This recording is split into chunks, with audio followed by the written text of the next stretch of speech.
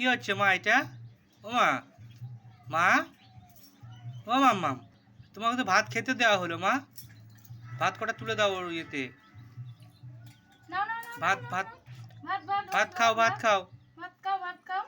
তুমি মুড়ি দিলে মুড়ি খাও, তুমি ভাত খাও না কেন? ভাত খাও। বা গুড গার্ল।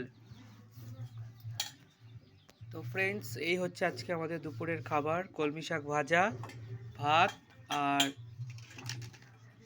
আজকে বাজার গিয়ে এনেছিলাম পাঙাশ মাছ। জানি কার কার পছন্দের জানিও।